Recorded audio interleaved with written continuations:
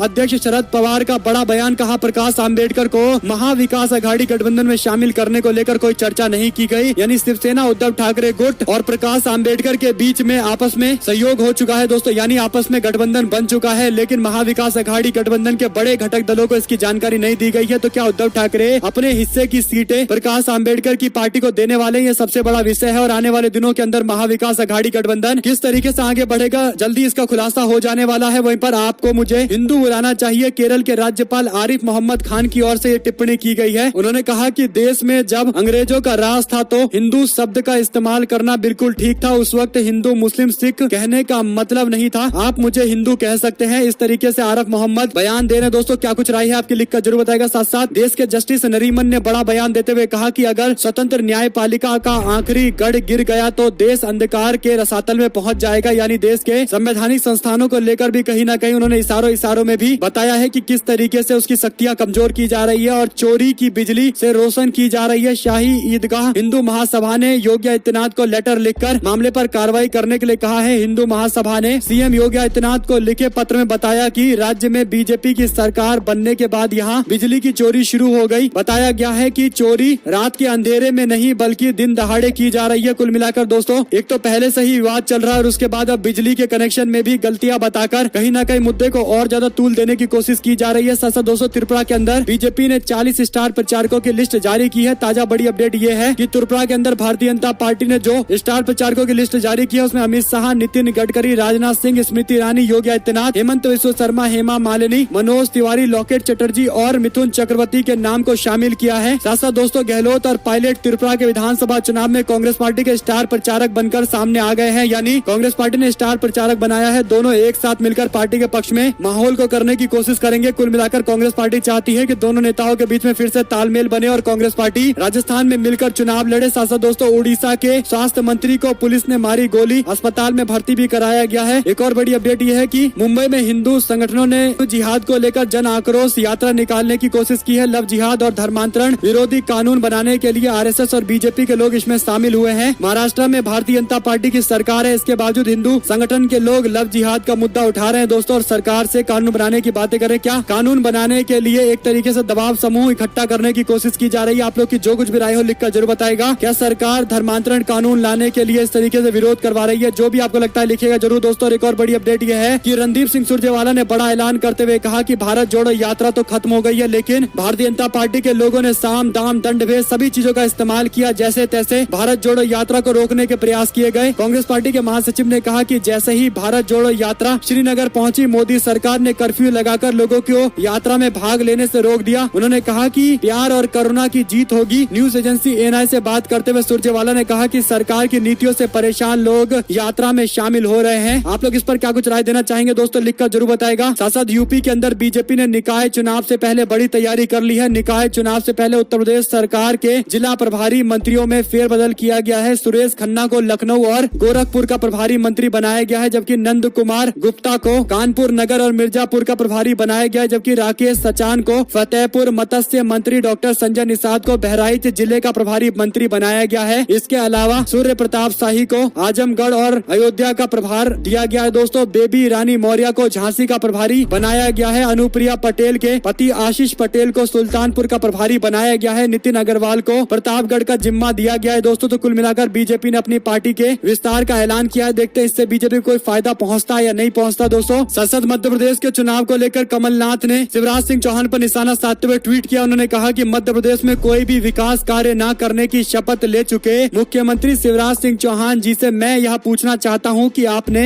भाजपा के नारी शक्ति शक्ति संकल्प पत्र में कृषि उपज और दूध की प्राथमिक प्रसंस्करण हेतु महिला स्वयं सहायता समूह और FAO को 20 लाख तक का दीर्घकालिक ब्याज मुक्त ऋण देने का वादा किया था। क्या आप जनता के सामने तथ्य रखकर बताएंगे कि इस घोषणा पर क्या प्रगति हुई है, या फिर दूध पर किए गए इस वादे को भी आपने दही कर दिया है? मैं आपसे पुनः निवेदन करना चाहता हूं कि मुख्यमंत्री पद की गरिमा को पहचानिए, गाल बजाना बंद करिए और हाथ चलाना शुरू करिए। जो कुछ आपकी खरीद फरोख्त की सत्ता में बचा हुआ है उसमें एक आध काम तो जन कल्याण का कीजिए। कुल मिलाकर दोस्तों, कमलनाथ शिवराज सिंह चौहान को सीधे अपने निशाने पर ले रहे हैं और आने वाले दिनों के अंदर ये निशाना और ज्यादा प्रखर होता हुआ दिखाई देगा। ऐसे में दोस्तों, अगर आप लोग को एक भी खबर अच्छी लगी हो तो इस वीडियो को लाइक करके, लाल बटन दबाकर, चैनल को सब्सक्राइब करके, घंटे दबाकर कमेंट बॉक्स में जय हिंद जय भारत जरूर लिखिएगा। हमारे साथ जुड़ने दोस्तों का बहुत बहुत धन्यवाद। देख रहे थे आपका अपना चैनल जय हिंद जय भारत वंदे मातरम। बहुत बहुत धन्यवाद दोस्तों।